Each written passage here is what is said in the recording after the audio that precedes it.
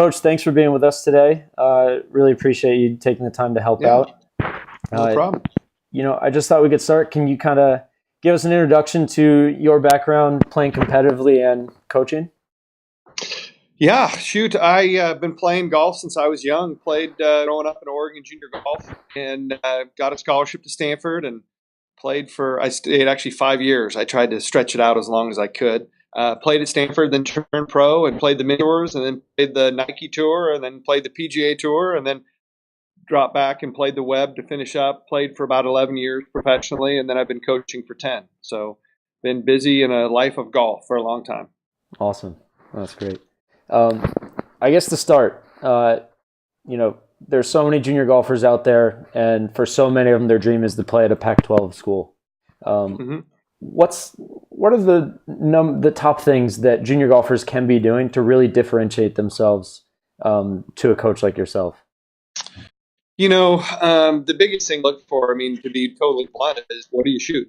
Golf is very unique in that the kids put up a score every round, and the ones that tend to shoot the best are the ones that get the best opportunities for college. And there's certainly more to it than that. I mean, you have your fundamentals and the projection of what you might be years from now, because that's our job is to look at who's going to be good, when they're a junior in college. But at the same time, the kids that tend to be the best in college are the ones that tend to be the best when they're juniors too. So you really try to look for kids that are really good at golf, and hopefully, certainly you got to look at academics, your work ethic. There's a litany of things, but the big one is what do you shoot?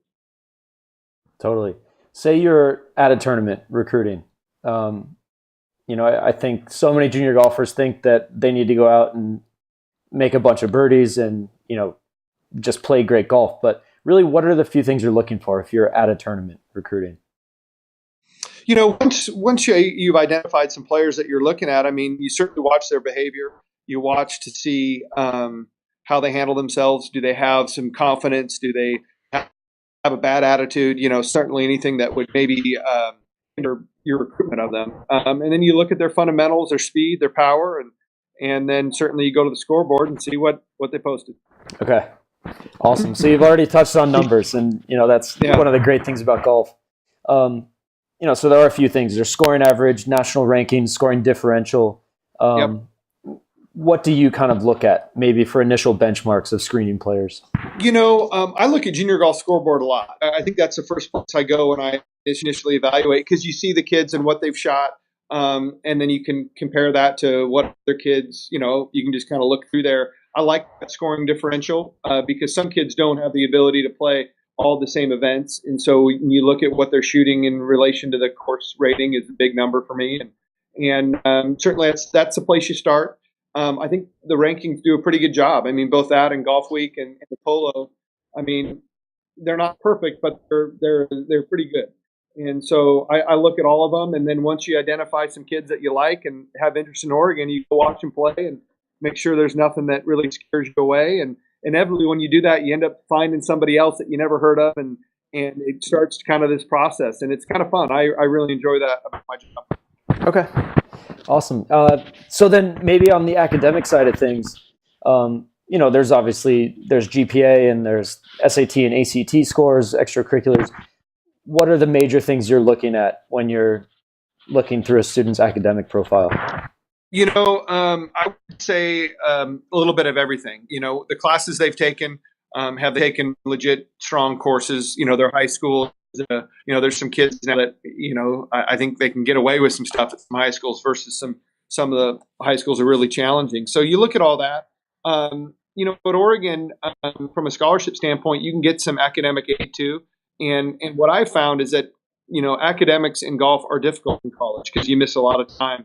And it's nice to know when you recruit better students, there's a trust factor knowing that they're going to be able to miss school. And, it's a little risky when you're dealing with some bad students because are they going to be able to handle it?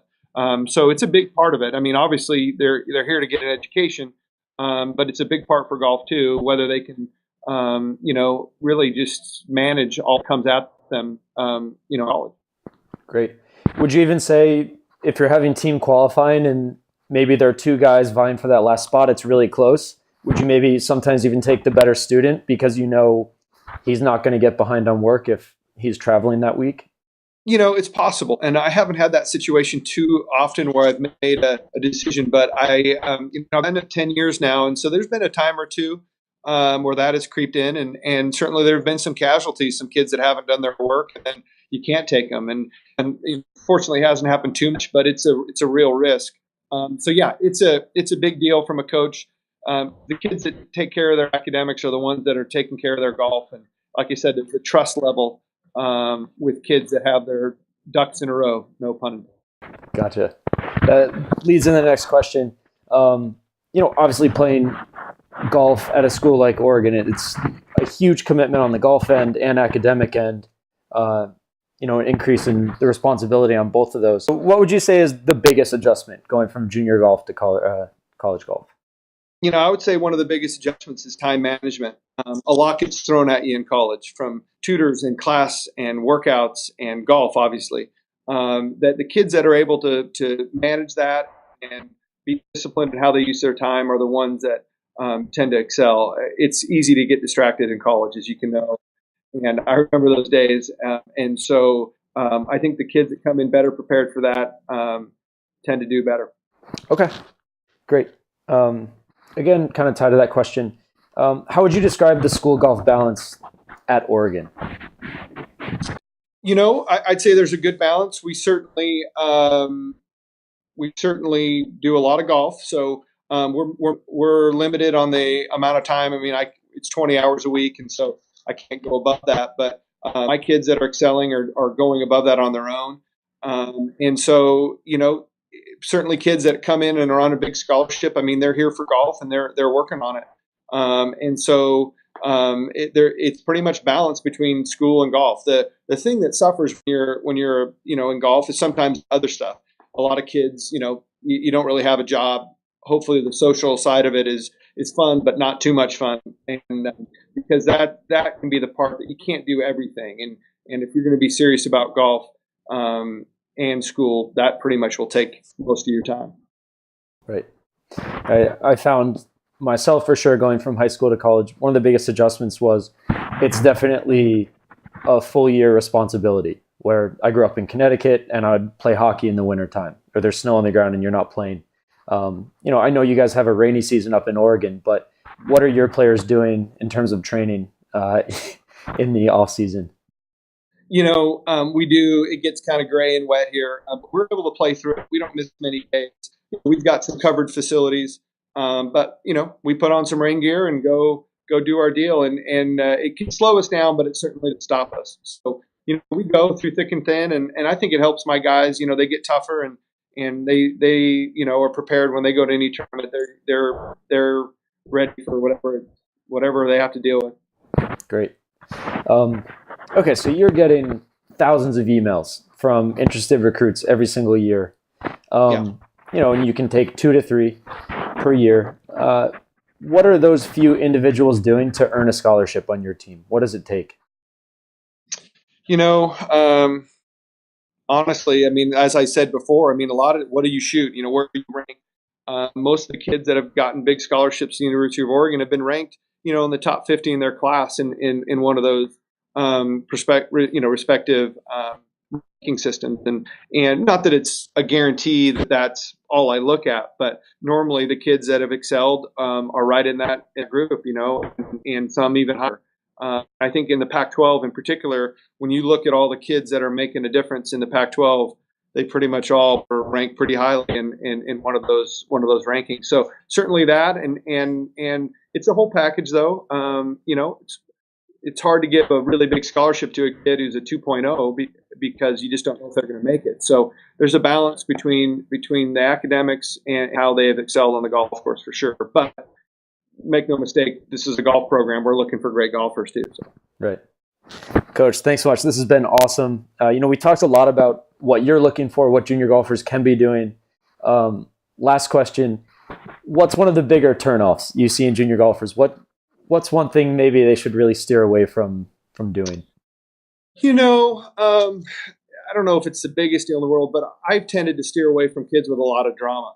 When you go watch a golfer play and they're throwing their clubs or every shot's just got a huge reaction, that can kind of wear you out a little bit, both to the team and for the coaching standpoint. So a lot of times those kids need a lot of attention and stuff.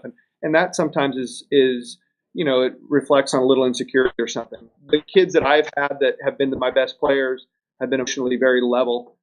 They don't show a lot of emotion on the golf course, and they tend to excel on a day-to-day basis. And so those are the kids, I tend to, when you watch, you're like, this kid has a presence about him, he's confident. And the ones that are, trying to let you know that they're better than that last shot, their antics kind of tends to be put off. Doesn't mean that you can't learn that to get over it, but that would be something as you would take note of if I were a junior golfer or a parent or something, to make sure that wasn't too prevalent in kids. Would you say harder to change attitude, easier to make a player stronger and improve their swing? Golf's hard at everything. It's hard to change everything, let's be honest. But certainly the attitudes, the quicker you can get on that and the quicker you can make improvements, the better for sure. Awesome. Well, Coach, thanks so much for your time. I know this will be really helpful, and good luck with the spring season. You got it.